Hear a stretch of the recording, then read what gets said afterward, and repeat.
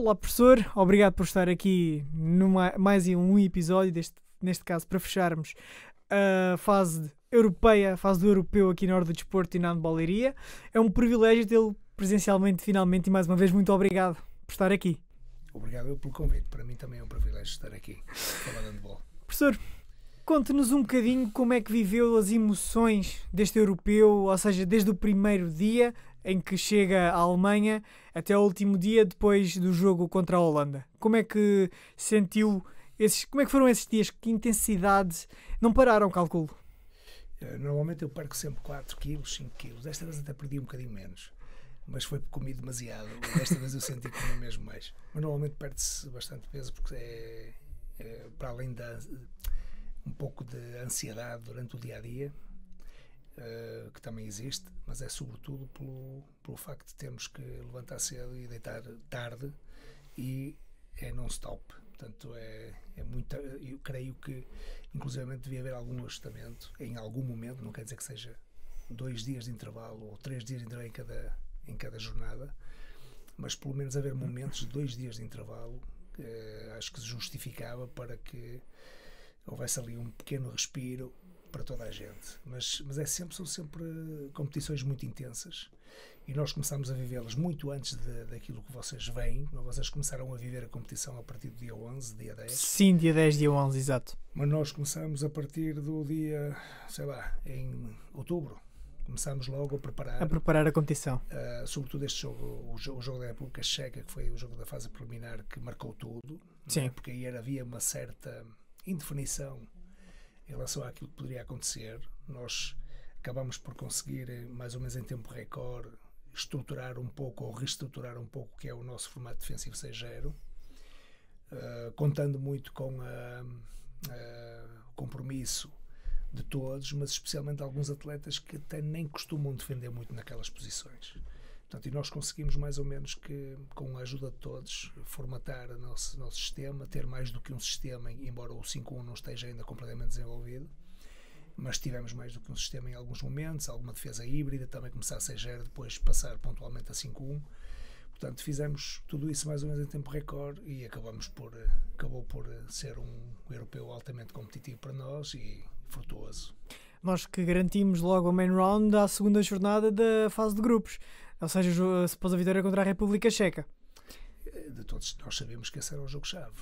Primeiro porque a República Checa tem um excelente treinador, tem excelentes jogadores, uma boa parte deles a jogar na Bundesliga, com estatísticas individuais fantásticas. Havia aquela dúvida, era entre nós e eles. Portanto, e aqueles primeiros 30 minutos provavelmente terão sido dos 30 minutos mais conseguidos que a nossa seleção alguma vez fez, que eu me lembro. Portanto, foram 30 minutos espetaculares, com muito poucos golos sofridos, defendendo, conhecendo os movimentos todos da República Checa, tendo resposta para todos eles, e se não tivéssemos à primeira tínhamos um plano B e conseguimos mais ou menos contrariar todos os problemas que a República Checa nos criou. E pronto, e depois a segunda parte foi gerir um pouco aquela diferença que conseguimos na primeira e creio que foi fantástico para todos. Depois passamos para a main round, ou seja, nós no europeu conseguimos apanhar campeão mundial Dinamarca e a campeã europeia a Suécia. Como é que o professor olha quando sai o sorteio? Ou seja, já sabia mais ou menos, ainda havia ali um ou outro, uma seleção que eu não sabia. Como é que se gera? Ok, nós já defrontámos a tricampeã mundial e agora vamos enfrentar a campeã europeia. Como é que se gera? Ou seja, estamos a falar das duas maiores potências da atualidade, para mim, Suécia e Dinamarca, agora a França que é campeã europeia. Como é que se gera esta ansiedade de defrontar, ou seja, num grupo inteiro, como é que nós gerimos esta ansiedade? Nós, enquanto treinadores, pensamos sempre da mesma maneira. Qual é o nosso adversário? Quais são os dados que temos acerca do nosso adversário? E onde é que podemos tirar mais proveito quando jogamos contra eles? E o pensamento é igual, seja contra a Suécia, seja contra a Grécia, o nosso pensamento é sempre igual. Depois há pequenos detalhes que podem fazer mudar a tomada de decisão que temos em relação aos jogadores que iniciam, aos jogadores que participam, os sistemas que utilizamos, as formas de jogar. Portanto, isso pode variar um pouco em função do adversário, em função dos dados que temos. Exato. E com a Suécia foi igual. Nós quando entramos no main round, eu recordo-me perfeitamente que eu cerca de uma semana antes, talvez mais, uma semana, 10 dias, já tinha comentado que preferia jogar contra a Noruega do que contra as Ilhas Faroe, e todos ficaram assim um pouco admirados quando eu disse isso. O que é certo é que nós ganhamos a Noruega e as Ilhas Faroe acabou por não se apurar para o main round. Sim. Mas eu sinceramente preferia a Noruega e acabou por bater certo, porque nós ganhámos a Noruega e eu achava que era um jogo mais fácil. Nenhum jogo é fácil e agora posso estar a dar um tiro no pé, porque vamos jogar com eles em março e podemos lá ir, embora seja em casa deles, ou seja, joga mais a seu favor. Mas o facto de dizer que naquela altura que preferia a Noruega em relação às Ilhas Faroe é porque a Noruega tem um jogo um bocadinho mais formatado, até quase que podia dizer previsível. Então, se o Sagosen está num dia, não, mais ainda.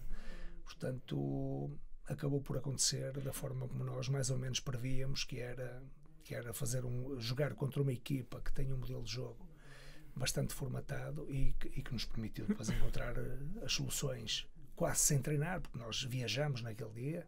Portanto, eu fui trabalhando durante 6 horas e meia naquele percurso de comboio e no final tomamos decisões, vamos por aqui, vamos fazer isto. Eles fazem isto, o nosso problema vai ser este, e aquilo bateu mais ou menos tudo certo. Portanto, agora temos inclusivamente mais elementos porque jogamos contra eles outra vez, não é? Nós temos jogado contra a Noruega com alguma frequência. Nós jogamos em 2020, sim, jogamos o ano passado no torneio que eles organizaram e nos convidaram, e voltamos a jogar este ano e agora vamos jogar outra vez. Portanto, 4 vezes. Até agora ganhamos esta, portanto agora vamos ter uma quarta para o torneio pré-olímpico, um quarto jogo para o pré-olímpico. Não sabemos o que é que vai acontecer, mas também é o primeiro jogo da sequência de 3 e o primeiro jogo é o primeiro jogo, não sabemos, vamos ver. Uma incógnita. O ideal seria ganharmos, mas se não vencermos esse primeiro jogo contra a equipa da casa, está tudo em aberto até ao final. Pois é, falava agora aí no pré-olímpico, portanto é já em março. Portanto vamos ter uma Tunísia, que já tínhamos tido a Tunísia no último pré-olímpico em que tivemos. Temos agora uma Hungria e a Noruega. Ou seja, a ambição é sempre a mesma, é voltar aos Jogos Olímpicos. Nós queremos voltar aos Jogos Olímpicos. O que é que nós podemos esperar agora? O que é que podemos esperar da nossa seleção nessa altura? Nós vamos esperar o mesmo de sempre. Nós, desde mais ou menos 2019, 2018, 2019, eu creio que mudamos um pouco o mindset, a forma de pensar, encarar as coisas. Neste momento, eu acho que toda a gente pensa que a seleção de handball vai ganhar. Conseguimos gerar também este movimento que eu acho que é espetacular, sim, com os seus riscos, porque existem algumas limitações, ou seja, nós somos um país pequeno, com uma base de recrutamento pequena, não temos muitos jogadores. Por acaso agora estas ausências por lesão não se notou muito, mas podia-se notar imenso. Como eu disse, aquele jogo da República Checa marcou tudo. Marcou, exatamente. Porque podíamos não ter sequer passado à fase seguinte. Não estaríamos aqui agora a falar de pré-olímpico, que foi sempre o nosso objetivo principal.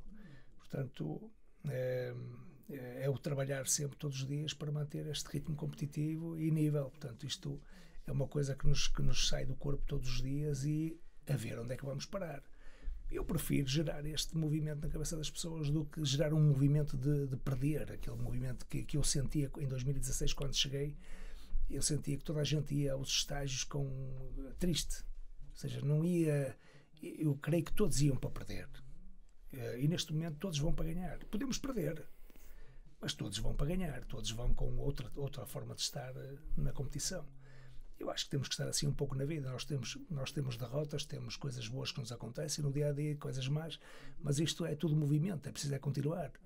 Isto é preciso continuar. Portanto, é o que nós fazemos. E nestas últimas edições, ou seja, estamos a falar de 2 mundiais e 3 europeus, portanto, aqui em 4, 5 anos.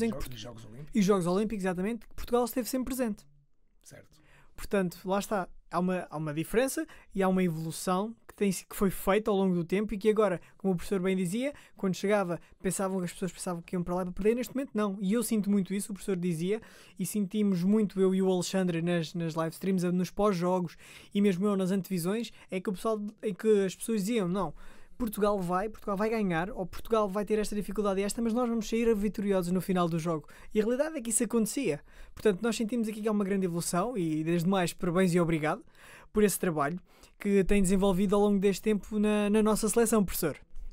Obrigado eu, porque isto às vezes os reconhecimentos são parcos, nós temos que aproveitar todos os reconhecimentos. Mas antes de terminarmos, eu tenho aqui o Alexandre meteu. Eles estão a ligar outra vez a meio do podcast, mas não pode ser desta vez. O Alexandre meteu na hora do desporto e na handballeiria aqui uma caixinha de perguntas e nós selecionámos algumas, mas olha, vou fazer 2 das perguntas. Portanto, agora não posso. Peço desculpa, professor, é que isto não estava mesmo à espera. Faz parte do direito. Faz parte do direto, isto é tudo em direto, tanto. Primeira questão é o que acha que pode tornar o handball nacional mais valorizado?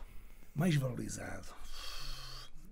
Eu acho que para nós sermos mais valorizados, ainda hoje falei disso na Sport TV, quando as empresas começarem, por exemplo, o mundo privado começar a olhar um pouco para o handball e ver no handball também algo que é importante em termos de vender a sua marca. Eu recordo-me que eu vou à Croácia e vejo outdoors em todo lado, eles a promoverem marcas de todo tipo, até cerveja, não é? Até cerveja eles promovem. Portanto, os jogadores de handball da Croácia a promover marcas até de cerveja. Portanto, eu uma vez até disse aqui há uns anos atrás que eu só posso descansar enquanto profissional de handball quando algum dia fizer uma publicidade a alguma coisa com algum valor. Um outdoor, por exemplo, numa segunda circular a fazer apelo com a nossa seleção? Isto significa, não, é o chegar a um ponto em que dizemos assim, o handball já vende. O handball já é algo sério em Portugal. E é uma pena que às vezes nós não prestemos atenção àquele grupo que eu ainda agora lhe chamei. Nós somos o grupo dos bons malucos que andamos aqui a remar contra a maré. Andamos aqui a querer ser uma exceção e não devia ser assim. Nós não deveríamos ser uma exceção. Devia haver mais seleções a triunfar, devia mais atletas, porque o desporto, se for entendido como algo sério, eu acho que os países evoluídos já perceberam. Vejam este Euro na Alemanha, como é que foi aquilo? Sim. Ou seja, o share que tiveram, aquilo foi uma coisa brutal em termos do valor económico e social.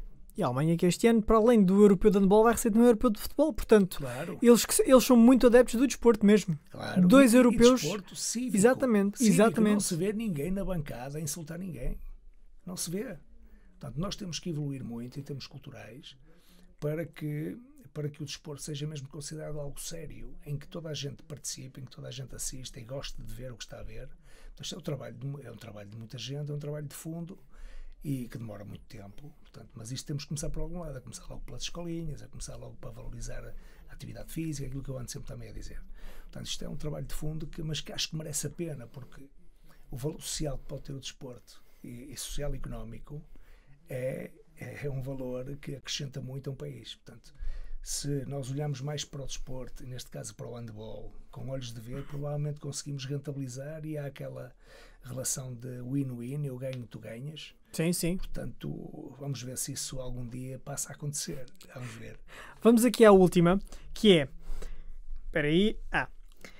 Como selecionador nacional, como gera as tristezas dos que ficam à porta?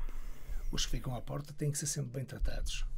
Nós tivemos lá 18 atletas, 2 deles tinham que ficar sempre de fora e eu estava sempre atento a eles. E eles sabem disso.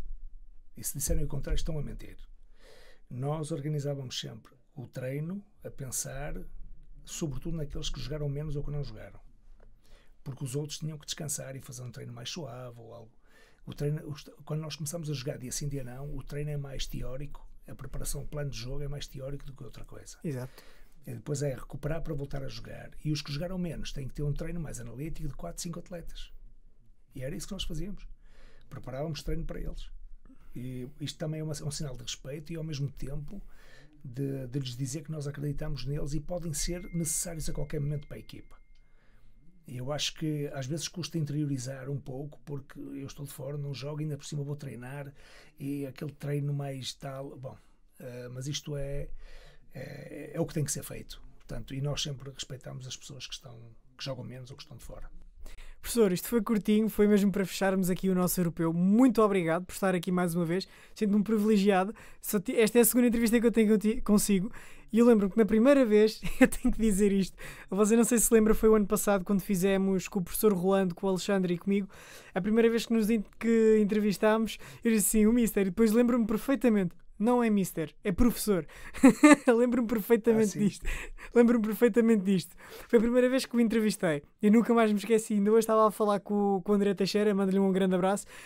Não posso ser professor, ele, tu não digas isso. Mas tu podes me chamar Paulo. O Mister é mais, eu creio que é mais o mundo do futebol que chama Mister. Podes-me chamar Paulo, tem que ser professor. É o hábito. Professor, Paulo, obrigado por estar aqui mais uma vez e assim encerramos o capítulo do Euro 2024 de handball com chave de ouro, com o selecionador nacional. Mais uma vez, muito obrigado por ter estado aqui e voltamos-nos a ver no torneio pré-olímpico, claro, aqui na handballeria e na Hora do Desporto. Até lá, pessoal.